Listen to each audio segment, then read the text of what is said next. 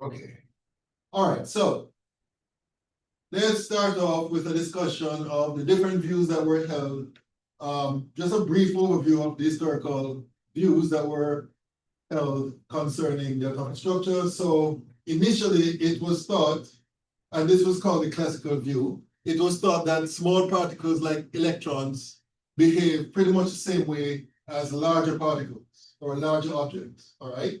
So what they're assuming in taking this view is that the Newtonian laws, which applies to the movement of regular sized objects, will also apply to small particles like electrons, protons, atoms, and so on. Then we're going to discuss some of this. Experiments were done with light interacting with atoms, and this leads to the famous quantum theory, which we're going to discuss actually the next chapter, I think.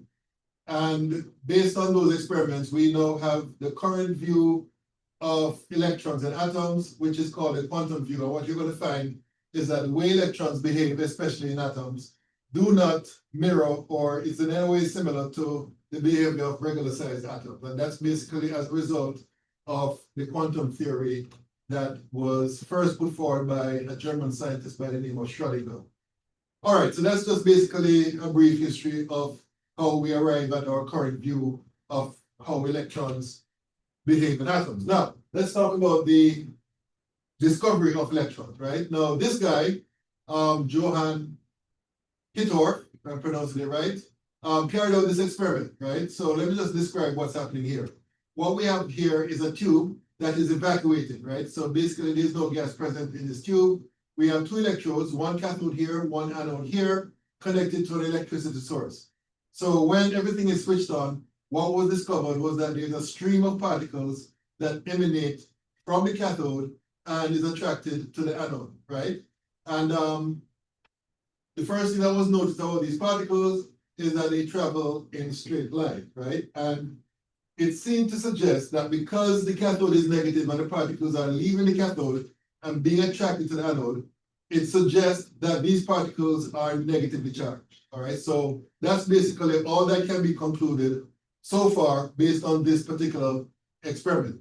So as happens in science, when somebody makes a new discovery, then everybody tries to rush in and try to find out more about this discovery. And that is no less true for what happened in this case. And by the way, these particles, they're called cathode rays, all right?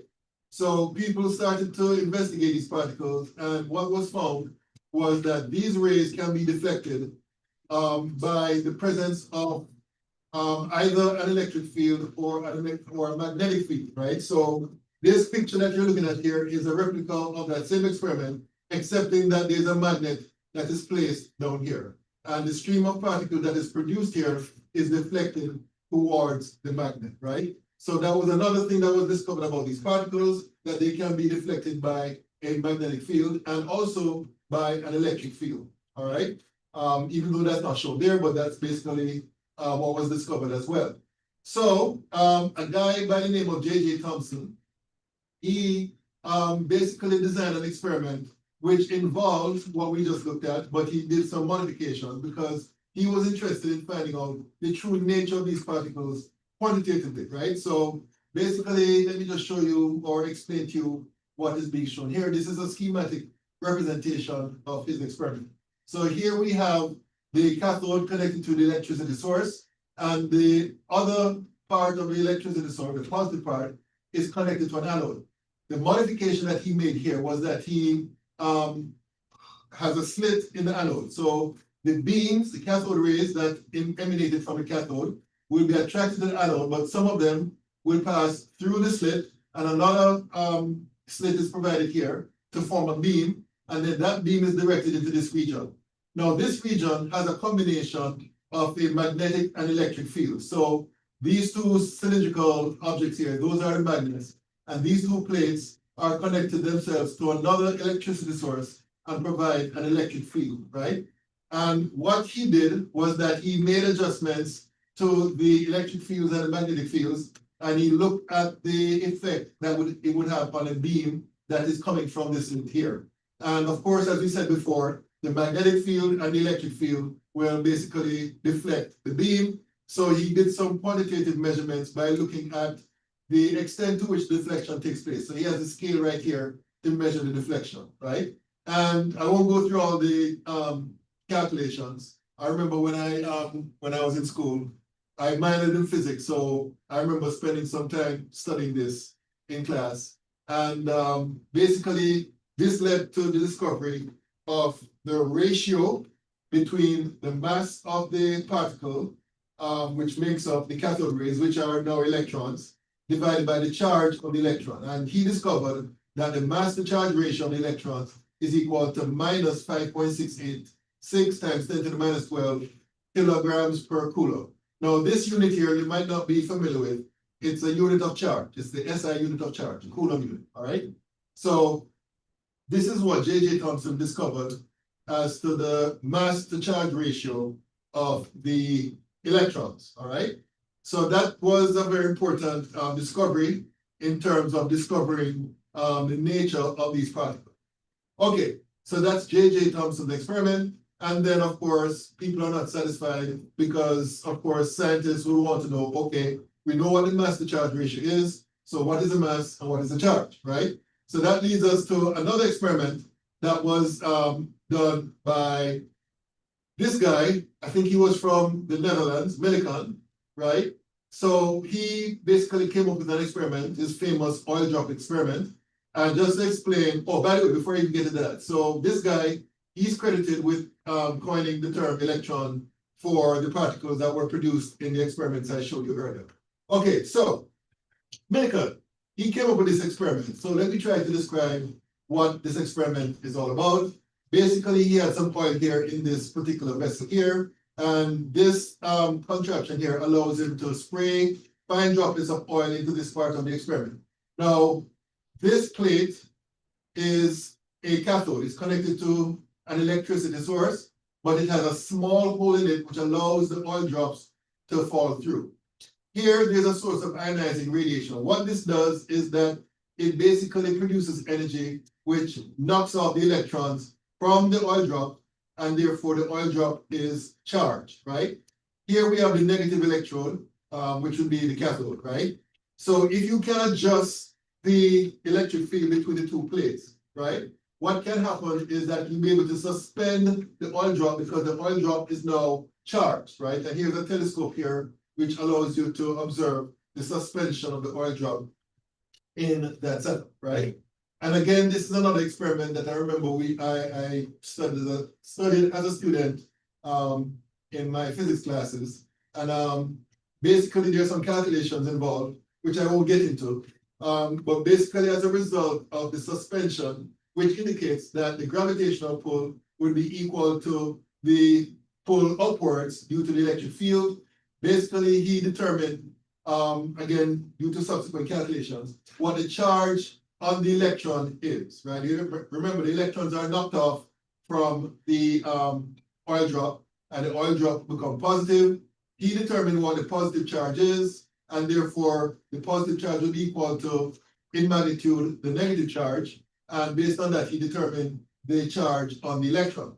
And what he discovered was that the electron charge is this right here, minus 1.602 times 10 to the minus 19 coulombs, right? So that's what he discovered based on his experiment. So now that we have discovered, or not we, but you know, what was discovered was the mass to charge ratio, right? In the previous experiment, and then in this experiment, the charge is discovered. Then basically, we can determine what the mass of the electron is, because if we know what the mass to charge ratio is, which is that, all we have to do is multiply that by the charge of the electron, and that will give us the mass, right? So when you do that math, you're going to end up with the mass of the electron being equal to 9.109 times 10 to the minus 31 kilograms per electron. And that's basically how we know now what the charge of the electron is and what the mass of the electron is, all right? So now that we know those two fundamental quantities for the electrons, the next question that scientists have to determine is how are the different particles, electrons and protons, how are they arranged in the atom, right? And this is a very good example of how the scientific method works, where people come up with ideas and then the ideas are tested experimentally, of course, in the natural sciences, in chemistry, physics, and so on. And then based on the results of the experiment, we either confirm what was put forward or we make changes based on the data or the information that's collected. And then we continue testing and so on until we get to a workable model for what we're trying to investigate. In this case, we're looking at the structure of the atom, right? So J.J. Thomson, he came up with a proposal of the structure of the atom. And what he suggested was that an atom consists of a large nucleus, and embedded in the nucleus, right in the middle of the nucleus, would be the electrons, right? So you have a large positive charge, and then you have smaller particles, which are negatively charged, which are embedded in the nucleus, right? In some textbooks, you'll see this described as what is called the plum pudding model, right? So for example, in the case of the hydrogen atom, it was suggested that, okay, you have one electron, and that electron is embedded in a large nucleus, which is positively charged, right? He also proposed that in the case of helium, which by then was known to have two electrons, he was suggesting that the two electrons are embedded in a large nucleus and they are spaced out evenly. In fact, the next slide has a representation of the helium atom right here. So he was suggesting that this is the structure of the helium atom. And based on his suggestion, he was suggesting that if you were able to remove that electron, the one electron from the helium atom, then basically the result would be this, where the other electron simply moves to the center, and that would be the structure of the helium plus ion, right? So that was the idea that was put forward by J.J. Thomson. So we all know what's going to come next. People are going to try to test this idea, right? So a guy by the name of Rutherford, an English guy, by the way, J.J. Thomson was also English, and Rutherford was a student, all right? So he decided to come up with an experiment to test the J.J. Thomson plum pudding model. So this is a schematic representation of his experimental work, testing the J.J. Thomson model. What he has here is a metal foil. If I remember correctly, the metal is actually gold. So it's basically a very thin sheet of gold metal. And here he has a radioactive element known as helium. Helium will spontaneously produce what are known as alpha particles. Alpha particles are basically the helium-4 nucleus. Oops. So this is basically, the formula for the helium-4 nucleus. And as you can see, it is positively charged, right? So basically, the radium will basically produce the helium nuclei, and they will be shot as a stream of particles to hit the gold foil, right? Now, if J.J. Thomson's model was true, right, where most of the bulk of the atom would be positively charged and you have the electrons embedded into that nucleus, then you'd expect that the positively charged helium nuclei, the alpha particles, would basically encounter the large nucleus and be repelled, right? That's what you'd expect. What was discovered actually was that most of the particles will pass right through and can be detected on the other side of the metal foil. Some of them will undergo deflection as shown by this pathway here and this pathway here.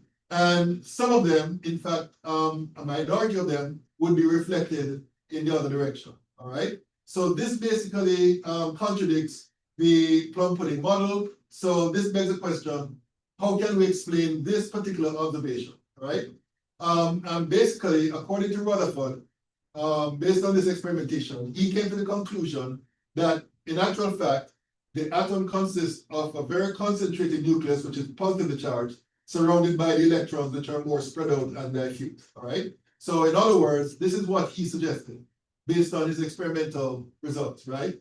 This is the nucleus, high density in terms of its mass, but it's positively charged. And then surrounding the nucleus, represented by these blue spheres here, are the electrons. And this explains his observation because basically, as we said before, most of the electrons pass through the metal.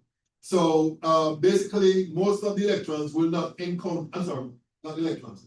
Most of the alpha particles will not encounter the nucleus. They will pass right through as shown here, as shown here. All the pathways labeled 1 shows you all the alpha particles, how they will pass through. Now, as I said before, as we saw in the previous diagram, some of these particles will be deflected.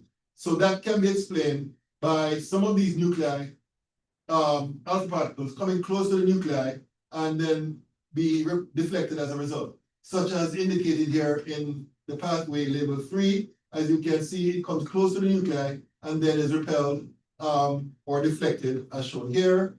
And this one here is pretty much the same thing, even though it's not that close. But basically, those that you see, those particles, alpha particles that are deflected, is due to deflection from the nucleus. And then, as I said before, there are some that are even turned back, right? In other words, they come into direct contact with the nucleus and therefore repel, and therefore they're turned back, as you can see here in pathway label 4, right? So basically, that's a modification of the plum pudding model that Rutherford came to in terms of concluding based on his observations of the experiment that he conducted. All right.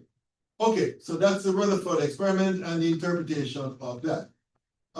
So basically, he was able to, Rutherford that is, determine the number of positive nuclear charge, which turns out to be equal to the total number of negative charges, right? So these positive charges are known as protons, and as we said before, the negative charges are known as electrons. And based on the fact that each element has their own unique number of protons, this is where the term atomic number was introduced, right? As we all know, by definition, the atomic number is the sum of the number of protons present in an atom of an element. So that's where we get this definition, right? And then, significantly later on, a couple of decades later on, an Englishman by the name of James Chadwick, who, believe it or not, was a student of Rutherford, he discovered a third particle known as a neutron, right? Now, before, within those decades, there was some issue that scientists had with what was discovered so far, because what was determined was that, okay, you have the protons and electrons, but when they look at the masses of the different atoms, they realize that the mass of the atoms is actually greater than the sum of the masses of the protons and electrons. So that seemed to suggest that there was a third particle. But for some time, there was some mystery about it. They didn't discover it until this guy by the name of James Chadwick, he discovered the neutron, and that explained the mass difference, right? And I won't even go into the experiments that he conducted to determine that. So he discovered the neutrons, and he determined that the mass of the neutrons is approximately the same as the mass of the protons, right? So that's basically the history of how we arrive at our current understanding of the different particles that make up the atoms. Okay, I want to talk about this particular area, mass spectrometry, which basically deals with separating ions according to their different different mass to charge ratio, right? So an instrument that is used to do this is called the mass spectrometer. So for those of you who have to do organic chemistry, you're going to see the importance of this instrument when it comes to structure determination of organic molecules, right? So what you're looking at here is what's called a mass spectrum. If I'm not mistaken, this is the mass spectrum for the element mercury, all right? So on the y-axis, we have the relative number of atoms. On the x-axis, we have the mass to charge ratio. And basically, the intensity of the piece gives you the relative amounts of each of these atoms, right? And as you can see, the most abundant atom or the most abundant isotope of mercury is mercury with the mass of 202, right? And then the second most abundant is the one with the mass of 200, and so on and so forth, right? So how do we get this record? Well, basically what you have to do first is that you have to vaporize the element. In this case, you have to vaporize mercury, which has a very high boiling point. So, of course, a high temperature would be required to convert it to a vapor. And then you have to bombard it with a stream of electrons, which convert it to positive ions, right? The electrons would knock the electrons off the atom of the mercury element, and then you're going to get your ions, right? Now, presumably, only one electron will be knocked off per atom. So the mass to charge ratio would basically be the same as the mass of the different isotopes numerically, right? So after you form the ions, then those ions are allowed to move into a region which has a magnetic field, right, in that area. And the magnetic field will basically cause the electrons to deflect, right?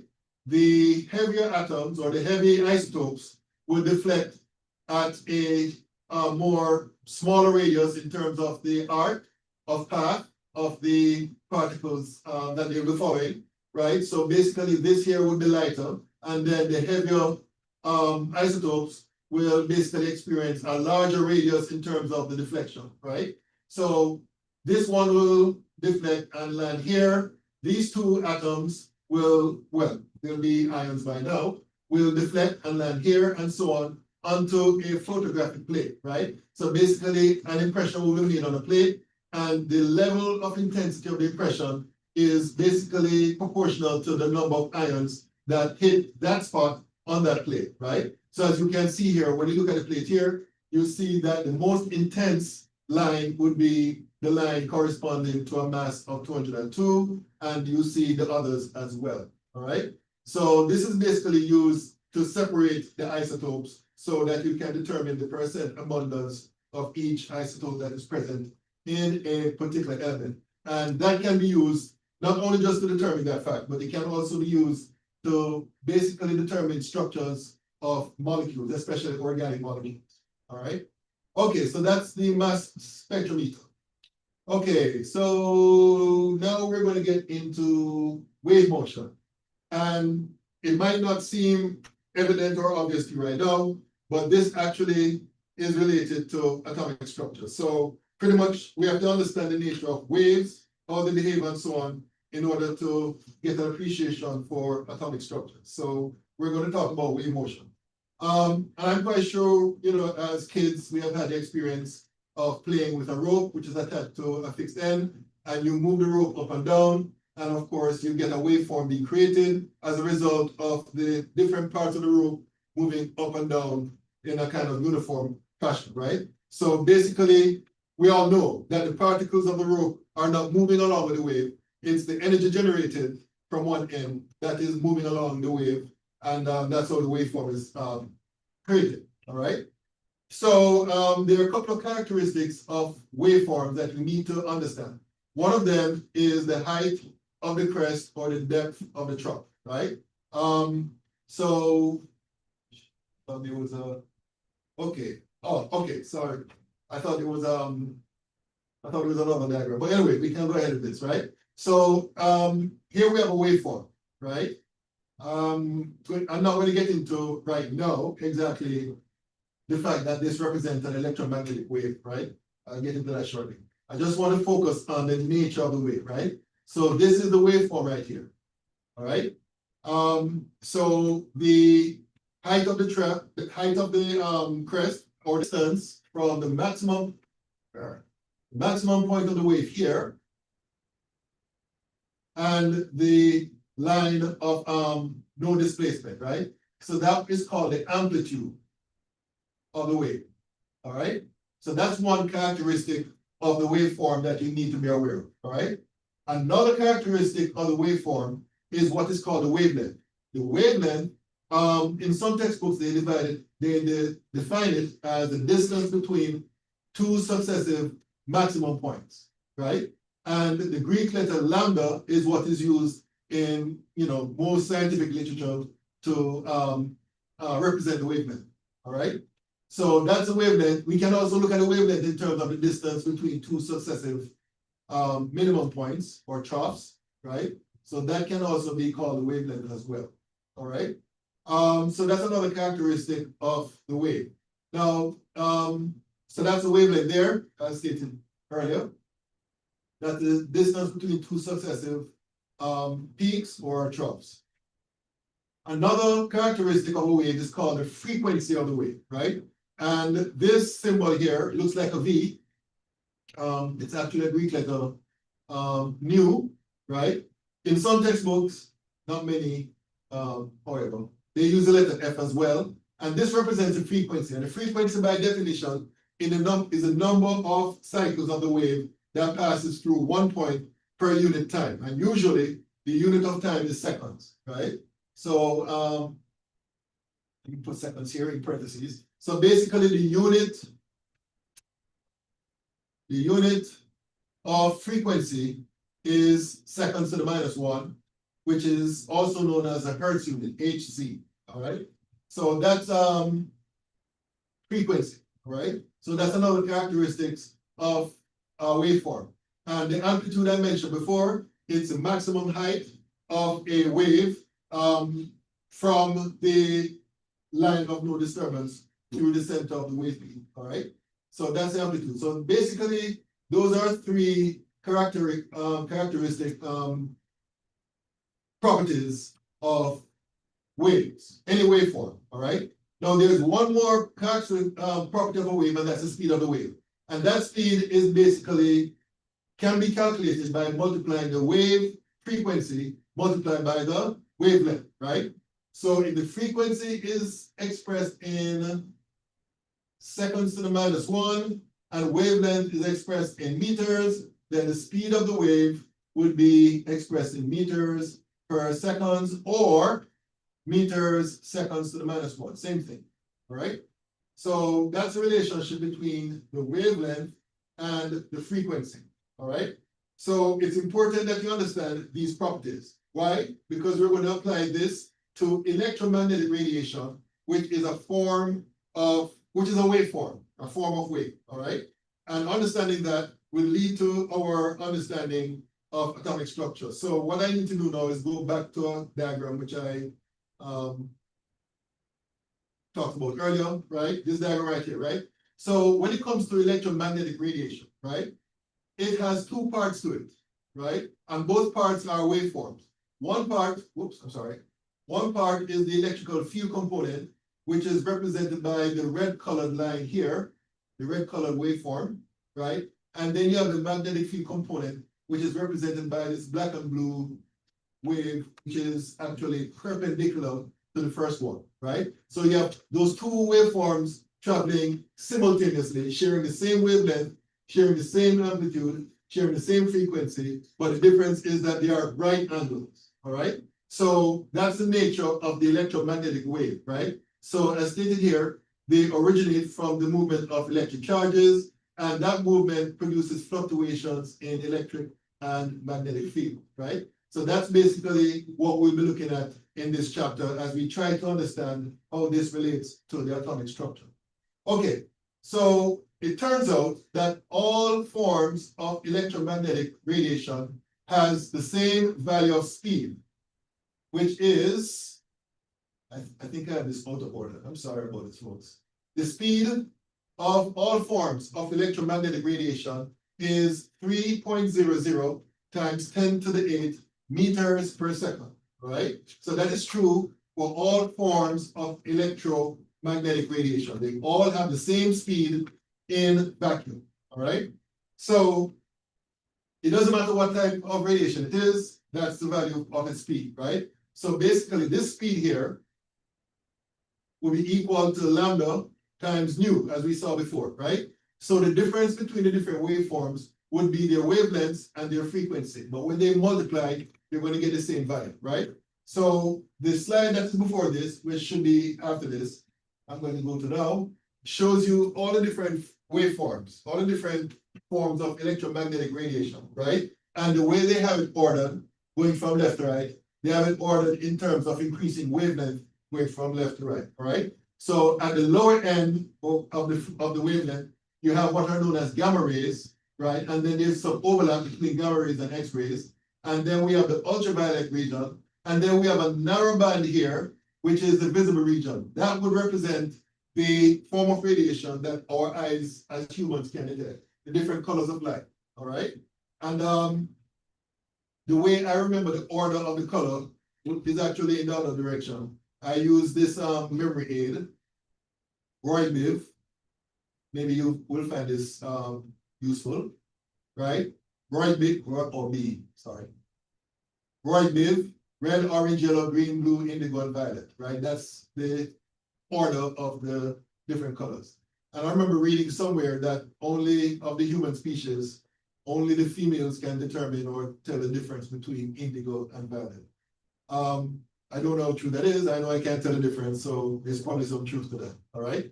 So that's basically the narrow range where the different colors of light occupy in this spectrum. And then just beyond that, you have the infrared, then you have the microwave, and then you have a collection of electromagnetic radiation known as collectively radio waves. So that would be TV, FM radio, AM radio, and the radiation, the radio wave that is used by our cell phones.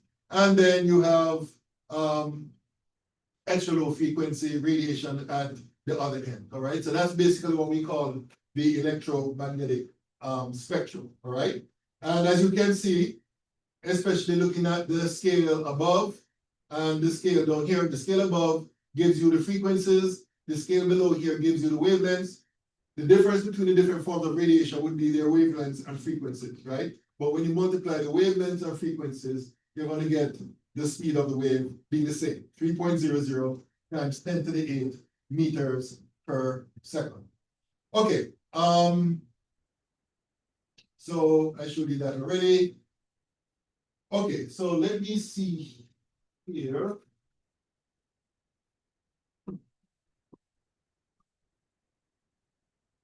You know what? Let me just start you off with assignment number 7. So far we can only do the first question. So let's just look at that question first, and then we move on. Take one of that down.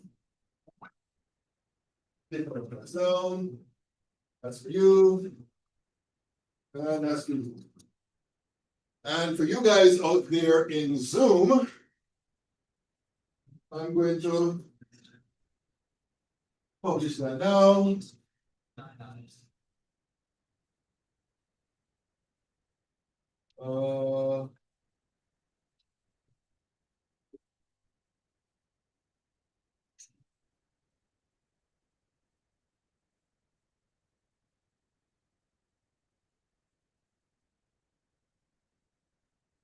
So, all right, so now it's published. So let me download this here.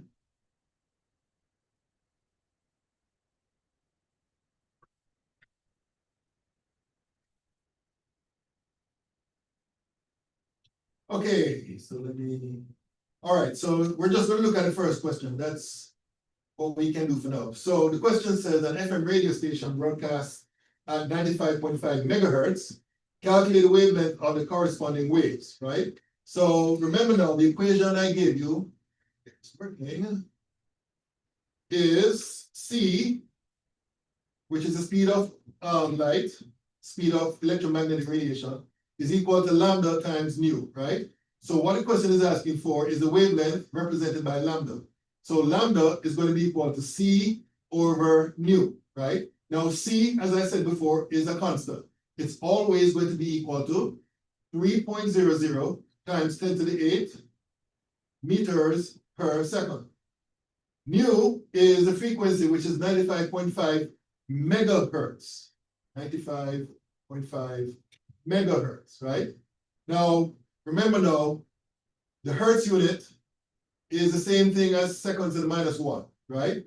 So what we have to do is convert the megahertz units to seconds to the -1. Mega means 10 to the 6. So therefore, basically, here we need to multiply by 1 megahertz. Below and above here, you're going to have 10 to the 6 hertz. And of course, 1 hertz is the same thing as 1 s to the -1. So basically, this will go with that. This will go with that. This will go with this. So your final answer would be meters. So let's see what that gives. 3 times 10 to the 8 divided by 95.5. Oops. 95.5 times 10 to the 6. And according to my calculation, and please correct me if I'm wrong, but I got 3, how many sig figs? 3 sig figs. So 3.14 meters would be the answer. And that's how that is done. All right. Any questions about this? Any questions? Any questions? Any questions out there in Zoom?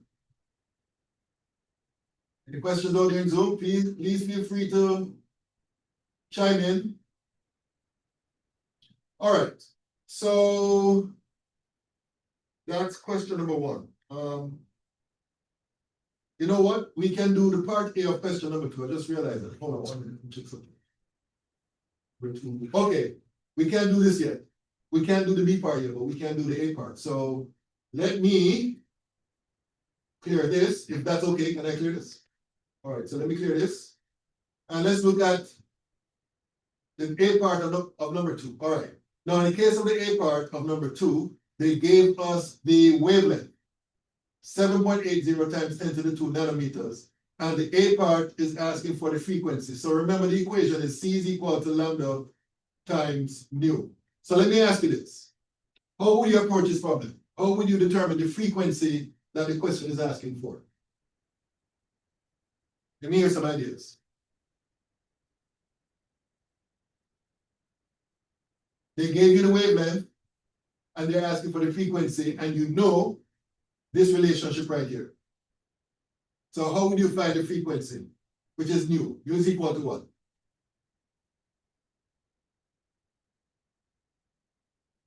Yes, ma'am.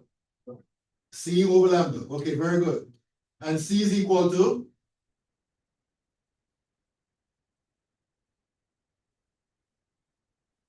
What is C equal to? 3.00 times 10 to the 8 meters per second. Oops. 10 to the 8 meters per second. Divided by the lambda, which is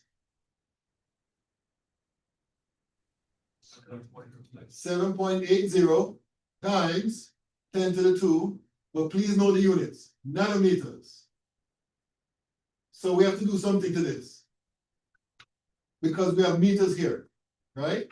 So how do we convert from nanometers to meters? What's the relationship between those two units? Nanometers to meters.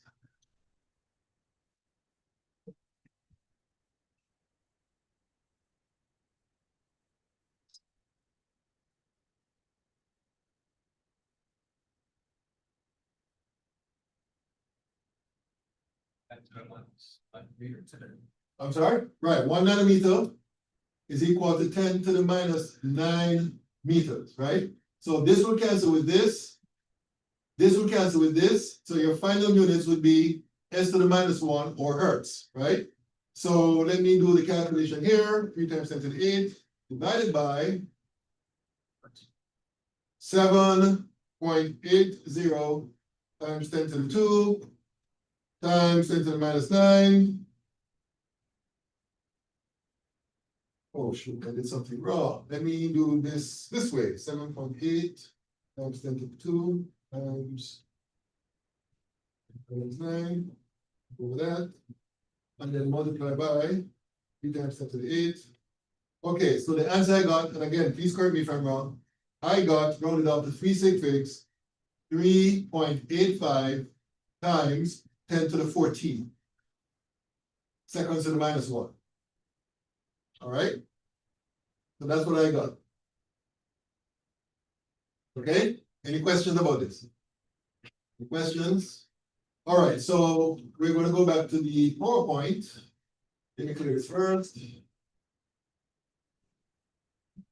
And go back here. Okay, so let's talk about what is called the continuous spectrum. Right? Now, if you have an experiment set up as shown here, where you have a white light source, and basically you have a slit here which produces a beam of that white light, and that light is allowed to pass through a prism. Now, the prism can be made of something transparent like glass or some form of plastic. And what the prism will do is, there's a term in physics called refraction. Right above here. Refraction.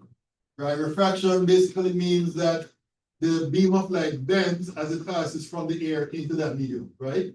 So what happens is that you're going to get the refraction of different colors of light according to the visible part of the spectrum, right? So basically, there'll be different angles of refraction, right? The one that is bent more in terms of the angle would be the violet end, while the red end will diffract less. So you have one diffraction that occurs here, and then another diffraction that occurs here, and then the beam of light emerging from here is projected onto a screen, and you end up with what is called a continuous spectrum, right?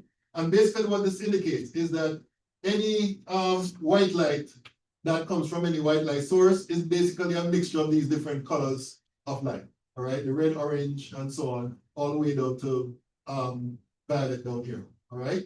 So that is what is called a continuous spectrum, all right? And that's the same thing that you observe in the rainbow, right?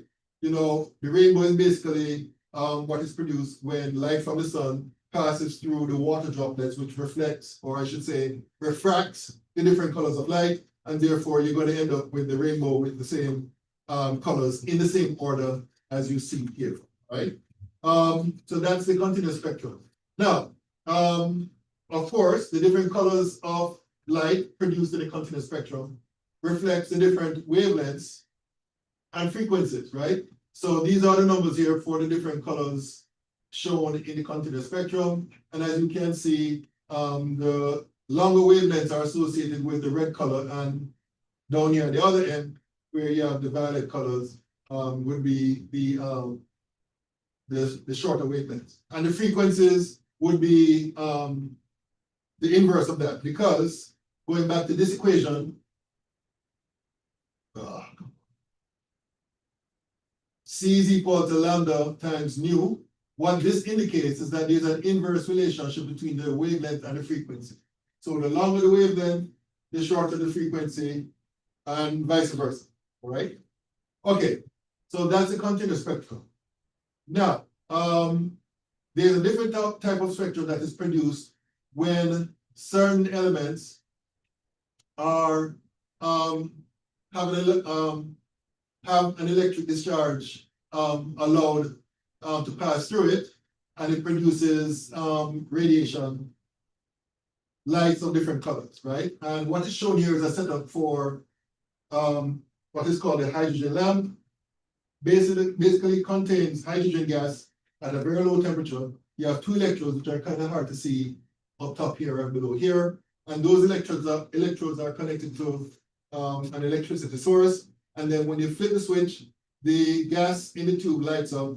And basically when you pass that gas through the same setup as I showed you before, in the case of the white light, you're going to end up, when projected onto the screen, instead of ending up with a continuous spectrum, you end up with what is called a line spectrum, right? Where basically you have large dark regions between the different colors of light, and then you have the light, the lines for the different colors of light at different wavelengths. One shown here. I don't know if you can see it from where you are, but there's another line that is here, another line that is here, and another line that is here, all right?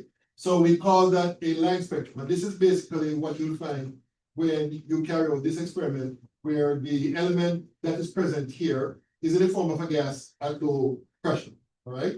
And different elements will have their own different line spectrum, right? And that is shown here. In fact, physicists or astronomers, they use line spectrum to identify elements that exist in stars like the sun, right? They have their own special instruments, sophisticated instruments, which allows them to identify the line spectrum.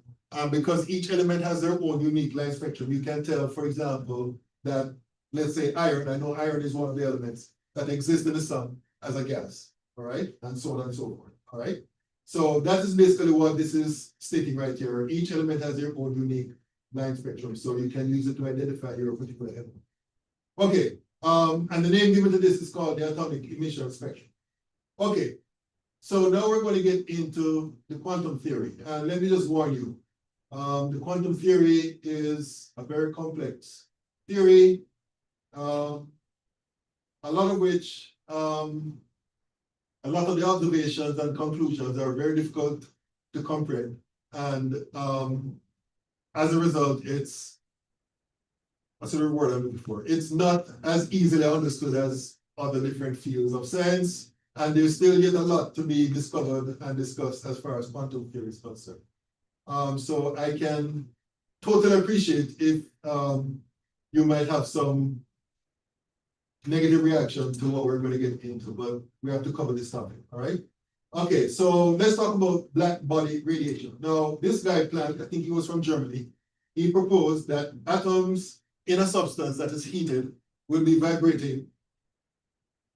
And as a result of the vibration, they can absorb or emit electromagnetic energy in the form of electromagnetic radiation only in discrete amount. All right. And the smallest quantity of energy in this regard, we call it a quantum, and its energy value can be calculated using this equation, right? E is equal to h times nu. So this equation here relates the energy of the quantum to the frequency of the radiation that is either absorbed or emitted, right? So E is the energy, nu is the frequency that we met before, and h is a special constant named after Planck. It's called the Planck's constant, and its value is 6.626 times 10 to the minus 34 joules second. And please note the units. The units is joules times seconds. Right? Some students, when they meet this for the first time, they tend to put joules per second, but that's not it. It's joules multiplied by second, right? So that's basically Planck's constant. And for all purposes, we can just round it off to 6.63, all right? Times 10 to the minus 34 joules second, okay? So basically what Planck is hypothesizing is that the energy of atoms in a substance where the atoms are vibrating as a result of being heated can either absorb or emit energy as whole number multiples of the value of the energy that can be calculated using this formula. So that's basically what Planck's theory is, all right? And then we get to another aspect of quantum theory, which is called the photoelectric effect. So Einstein, that famous scientist, he considered the electromagnetic energy that Planck was referring to, he considered them to be called photons, right? Basically, what he was doing was basically treating the energy, the radiation as a stream of particles, right? So basically, at this juncture, let me just say that there are two views of electromagnetic radiation that exist, that coincide and exist side by side. You have the waveform view, where we say that radiation behaves as a waveform, and then we have this other view where we say that radiation behaves as a stream of packets. And pretty much, and this is one of the things that people have difficulty wrapping their minds around. Pretty much, there's every evidence that the two views exist simultaneously. The evidence exists that supports one and the other, right? So, that's something that a lot of people have difficulty appreciating, but basically that's what the evidence says, right? So the energy of these packets is the same, is given by the same formula that I showed you earlier, which is E is equal to h times the frequency. Now, let me talk about this experiment here. This is an experiment which demonstrates what is called the photoelectric effect, right? So what we have here encased in this glass housing is two metals. One is performing the role as the anode, and then we have this photoemissive metal. I don't remember exactly what the material is, but it is acting as the cathode. So these are both connected to the external circuit, and just to prove that an electric current is flowing through the external circuit, we have this instrument here known as an ammeter, which basically measures the flow of electrons, which would be the current, all right? So basically, when this photoemissive cathode is exposed to incoming light, if the light that is incoming is of the right frequency, then what will happen is that the energy from the incoming light will be imparted to the electrons, which will escape the photoemissive cathode and move towards the anode. So believe it or not, you have an electric current that is basically passing through the air in this side right here. Usually, when an electric current is passing through anything, it's passing through a metal, or in some cases, a solution which contains charges. But in this particular case, the electrons are passing right through the atmosphere from the cathode to the anode, and therefore that is proven by the fact that you have an electric current also flowing through the external circuit, right? Now, the curious thing about this particular experiment, what was observed was that only photons with a frequency above a threshold limit will cause an electric current to flow. So in other words, if the frequency of the radiation that the photoemissive cathode is exposed to, if the frequency is below a certain frequency, then there will be no current that is flowing. Once the frequency of the radiation hits a certain minimum value, then all of a sudden you see a current flowing. That is what is being demonstrated in this graph here. Y-axis represents the current flow, the x-axis represents the frequency of the light. If the frequency is below a certain threshold frequency, you will not observe a current flowing through the external circuit. But once you get to that frequency, then all of a sudden you see the current flowing, right? So what this shows you is that the current being caused to flow through the external circuit is dependent on the frequency and not dependent on the intensity of the radiation. So it doesn't matter how bright the radiation is, it doesn't matter the number of photons. If the frequency is not at the threshold or above, then you will not observe any current in the experimental setup. All right. So this experiment gives weight to the view that radiation exists as a flow of particles, right? And the particles are known as photons. Okay. So let's talk. Hold on. I think we now should be able to do some other questions. Okay, so let's go back to the assignment, because based on what we have covered, we now should be able to do the B part of question number 2. So in the A part, we determine the frequency. So the question here is asking for the energy of a single photon of this light. So we were just introduced to this formula, which is E is equal to H nu, right? So we know what nu is. What was nu? What was the frequency from before? From the A part? Remind me. What was the frequency from the A part? 3.85 times 10 to the, oh, I have it here, 10 to the 14, okay.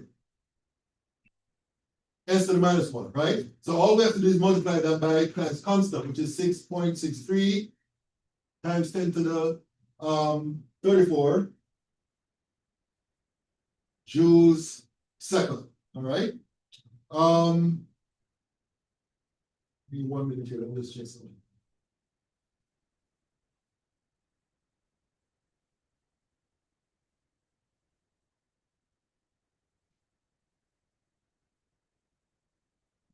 Okay, this should be to the minus 34.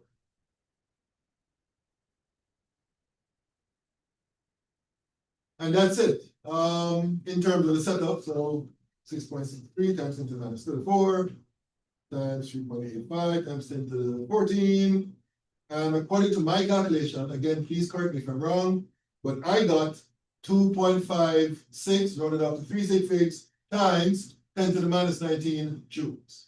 And that's basically how we do that calculation. All right. Okay, any questions over this one? Any questions? Questions? Okay, let me clear this. And let's move down to question number 3. So question number 3 is talking about microwave radiation with a wavelength of 1.0 centimeters. And it says calculate the energy and the frequency of a single, oh, that's a typo. I'm basically repeating the same question. So please ignore this here, because that's the same thing as this here, all right? Okay, so the question is asking for you to calculate the frequency and the energy of a single photon. So we can calculate the frequency because remember, C is equal to lambda times nu. So therefore, nu is equal to C over lambda, right? So C is always 3.00 times 10 to the 8 meters per second, divided by the wavelength, which is 1.0 centimeters. But of course, we have to convert centimeters to meters. So 1 meter is equal to 100 centimeters. So that cancels that cancels that. So your final answer would be in seconds to the minus one. So that is 3 times 10 to the 8 divided by 100. Round off to 2 stick figs. So I got 3.0 times 10 to the 10 centimeters, seconds to the minus one. All right, so that's the frequency. Now, the question is also asking for you to calculate the energy of a single photon, which would be, as we saw before, h times nu. So h is another constant, 6.63 times 10 to the minus 34 times nu, which is what we just calculated here, which is 3.0 times, oh, by the way, the units here will be joules second, can't forget that. And then nu is 3.0 times 10 to the 10 seconds to the minus one. Those units will cancel out. So let's see, 6.63 times 10 to the minus 34 times 3 times 10 to the 10. So the answer I got, rounded up to 2 sig figs, would be 2.0 times 10 to the 23 joules. So that would be the energy of a single photon. All right. Any questions about A?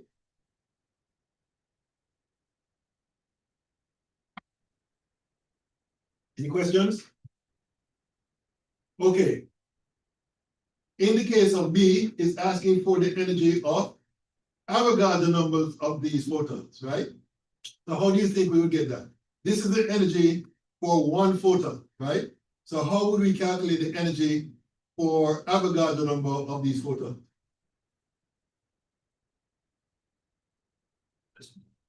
Multiply by Avogadro's number, right? So the way I set this up is 2.0 times 10 to the 23 joules per photon. That's what we got from before. And then I'll multiply that by 6.02 times 10 to the 23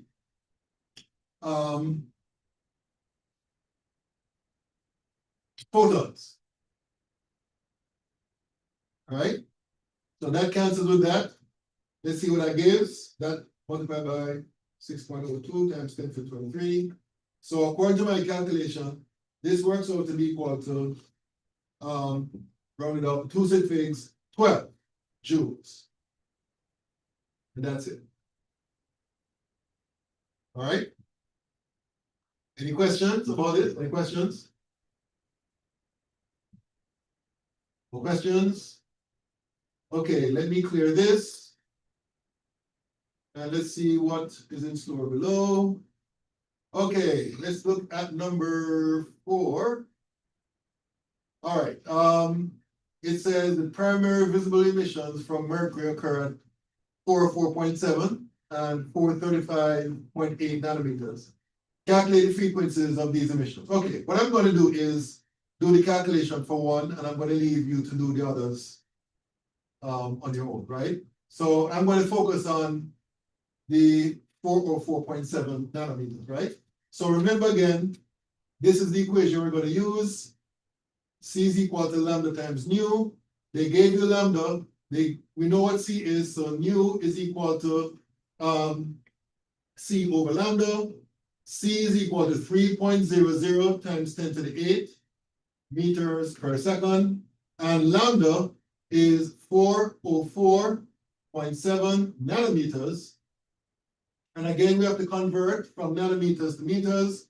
1 nanometer is 10 to the minus 9 meters. This cancels with that, this cancels with that. And then we do the number crunching.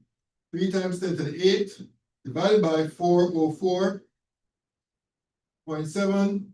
Oops, 404.7 times 10 to the minus 9.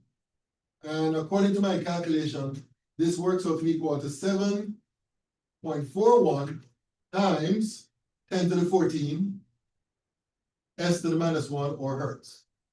All right? That's what I got.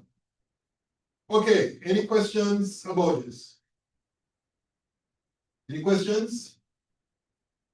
Okay, The B part is asking for you to calculate the energy of a single photon. How would you calculate that? We did one just like this earlier. How would you calculate the energy of a single photon? We just worked out the frequency. So the energy will be equal to what? 7.41 times the constant, 6.63 times 10 to the negative 34.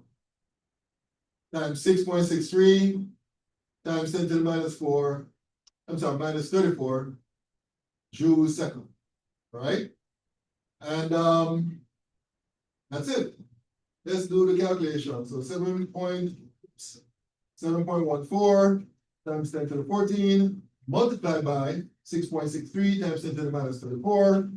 And according to my calculation, I got, rounded off to 3 sig figs, I got 4.73 times 10 to the minus 19. And the units here will be joules because this canceled with this right here. So that would be the energy of a single photon. All right? Any questions about this? Any questions? Any questions out there in Zoom? Okay, moving along, let me clear this. And scroll down. Okay, C is asking for you to calculate. Oh, by the way, like I said, I'm just doing the calculations for this wavelength. You need to do the calculation for the others. All right, so I'm just focusing on the 4.7, right? So in the case of C, they're asking for calculate a whole of photons of like each of these. Huh? I think this is another type of what they're asking for is the energy for a mole of photons. I'm sorry about that.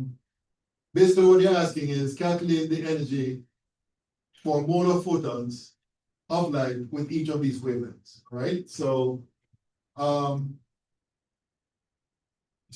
basically this will be similar to something that we did before because the energy that we calculated was 4.73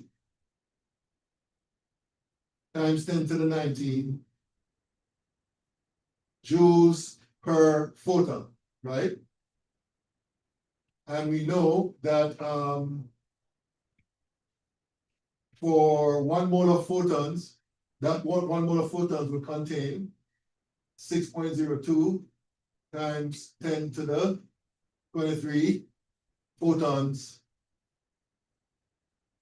per mole, right? So basically, you just multiply the two, so 4.73 times 10 to the 19 multiplied by 6.02 times 10 to the 23, and according to my calculation, I got 2.85 joules per, I'm sorry. Let me clear here. Times 10 to the 43, can't forget that. Hold on, wait a minute.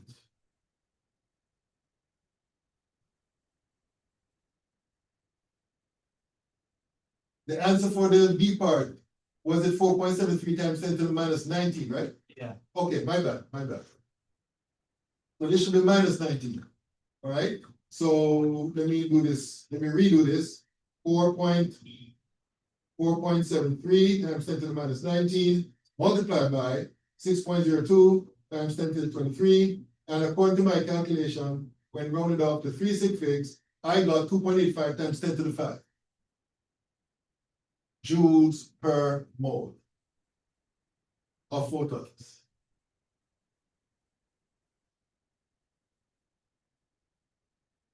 All right, and that's how you do that. Okay, any questions about this? Any questions? Any questions? Okay,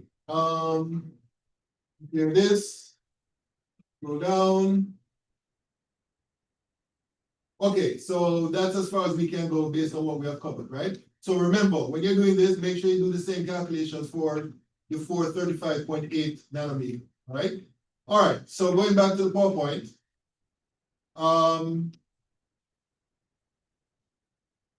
Okay, so let's talk about what we discussed with respect to radiation and how it relates to atomic structure. So, I want to introduce you to this guy, Niels Bohr. He came up with a model based on the different lines that we observe in the hydrogen spectrum, right? So he applied his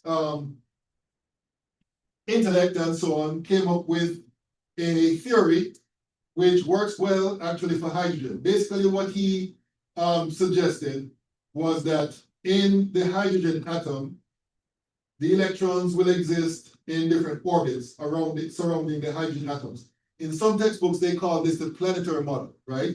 Just as though you have the sun in the middle of, where we're at and the different planets surrounding the sun. He was suggesting that the nucleus is at the center and the electrons are basically traveling in orbits around the nucleus, right? And each orbit represents what he called an energy level, represented by this symbol En, right? It turns out, and the reason why he came up with this idea is that it turns out that the energy of the electrons he discovered was quantized. And what that means basically is that the energy of the electron can only be changed by a specific amount, all right? So this is basically a diagram representing the Bohr model. And as I said before, this works well for atoms or structures which has only one electron, right? So based on his theoretical work, he came up with this equation that the energy of the orbit is equal to this right here, minus RH divided by n squared, where n is a number designated, an integer designated to a particular orbit. So the first orbit, which is closest to the nucleus, has an n value of 1, and then the next one is n equal 2, and so on and so forth, right? And the RH value is a constant, which is equal to 2.179 times 10 to the minus 80. For all purposes, we can round off the 3 sig figs here again. So we can round this off to 2.18 times 10 to the minus 80, right? So basically, he came up with this idea, this equation here, for the energy level for each of the orbits, right? And he was suggesting that when you have an electron in one energy level, in order for it to migrate to the next energy level, it has to absorb energy which is equal to the energy difference between these two orbits, right? So basically, before you even get into that, how could I forget? Please don't forget the negative sign here, right? Negative sign is very important because it basically represents the fact that there's an attraction that exists between the electron and the nucleus, right? You need to include that when you're doing any calculations involving this equation. All right. So as I was saying, in order for an electron to basically migrate from, let's say, the n equal 1 orbit to the n equal 2 orbit, then this electron must absorb energy which is equal to the energy difference between those two orbits, right? So we can determine based on the equation that Bohr came up with, we can come up with an expression for the change in energy as the electron transitions from one orbit to the other. So let's say this is the equation for the final orbit where the electron is transitioning to, and this is the energy expression for the orbit that the electron is transitioning from. So therefore, delta E would be the difference between EF minus EI. Remember, it's always final minus the initial, right? So this expression is the final value here. This expression is the initial value here. And if you simplify it, I don't know if it's clear to you here, but it's basically delta E is equal to minus RH times 1 over NF squared minus 1 over NI squared. I like to write it down like this, where delta E is equal to minus RH 1 over N2 squared minus 1 over N1 squared. It's the same thing. The only difference is that I'm using N2 to represent the final N value and N1 to represent the initial. But it's the same equation, all right? So we can use this expression to calculate the energy of the transition, all right? And guess what? It turns out that when it comes to relating this to the radiation that is produced by hydrogen, basically the different colored lines represent the energy of transition where an electron falls from a higher energy orbit to a lower energy orbit, right? So that is what is being shown in this diagram here. So these are the different spectral lines for the hydrogen atom. And the different colors that we can observe with our eyes is due to the transition, based on the Bohr model, is due to the transition from, in the case of the red line here, where an electron falls from n equals 3 to n equals 2, right? That difference in the energy corresponds to the red line here. In this case, this looks like blue. In this case here, this blue line in the spectrum is formed as a result of an electron falling from n equals 4 to n equals 2. And then this line here, which is, as I said before, I can't tell the difference between indigo and violet. I'm just going to call it purple. This purple line here is the result of the electron falling from n equals 5 to n equals 2, right? So this accounts for the lines that we can see in the hydrogen spectrum. These here do exist, but our eyes cannot see, right? Because those lines fall outside of the visible spectrum, right? But we have instruments that we can use to detect these lines here. So we know that those types of radiations are produced, but basically we cannot see them with our own eyes. We can use different instruments to observe them, all right? So this leads us now to some definitions here. By the way, what time is it? Oh, okay. All right, you know what? I'm gonna stop here for today, all right? All right, so that's pretty much it. Do you have any announcements?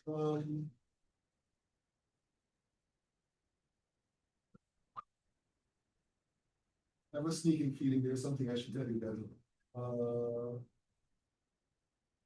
Let me just check.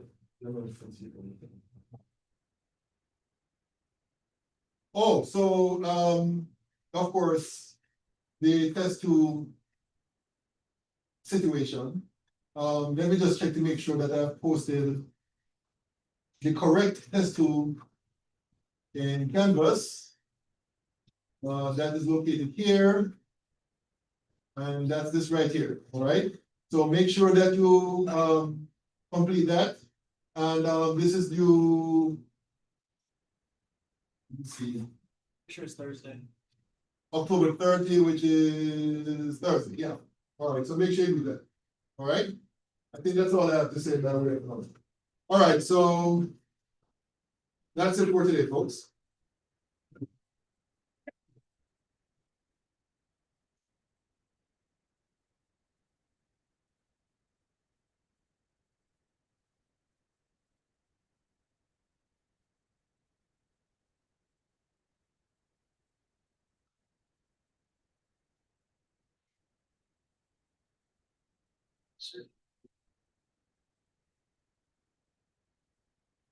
Okay, and for you guys out there in Zoom, I'm signing off now.